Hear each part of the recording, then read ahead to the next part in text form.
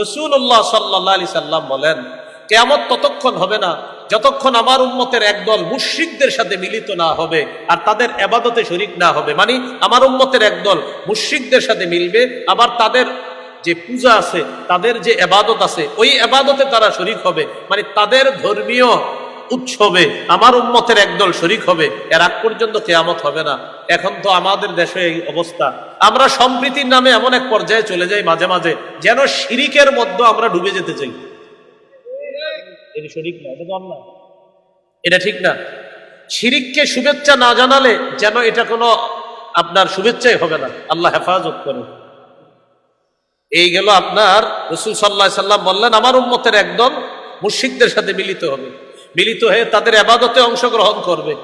এটা না হওয়া পর্যন্ত কিয়ামত হবে না। এরপরে রাসূলুল্লাহ সাল্লাল্লাহু আলাইহি সাল্লাম বলেন, ওয়া ইন্নাহু সায়াকুনু ফি উম্মতি 30 দাজ্জালুনা কাযাবুনা কুল্লুহুম ইয়াজউমু আন্নাহু নাবিয়্যুন। আমার পরে আমার উম্মতের মধ্যে 30 জন মিথ্যাবাদী দাজ্জাল আবির্ভাব ঘটবে। এই প্রত্যেকে দাবি করবে সে নবী, প্রত্যেকে দাবি করবে সে নবী। শোনো, আন্নাহু লা নাবিয়্যা বাদি, আমার পরে আর কোনো নবী হবে না, নবী নাই, নবী হবে না, নবী হতে পারে না। তাহলে আমাদের নবীর পরে আর কোনো নবী আসবে না। বললেন না হবে না, বলেন আসবে না, বলেন হবে না, সবাই বলেন হবে না। বলেন আমাদের নবীর পরে আর কোনো নবী হবে না। ঈসা নবী আমাদের নবীর আগে নবী হয়েছেন মৃত্যুবরণ করার জন্য।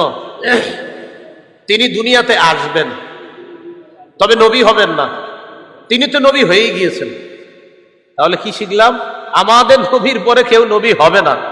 এখন ধোঁকাবাজরা আপনাকে বলতে পারে ঈসা নবী, আপনি বলবেন ঈসা নবী আমাদের নবীর আগে নবী হয়েছেন, মানে আপনাকে বলবে ঈসা নবী তো আসবে, আপনি বলবেন আসবে, হবে না। ঈসা নবী নতুন করে নবী হবে না, ঈসা নবীরে আল্লাহ আগেই নবী বানাইছে।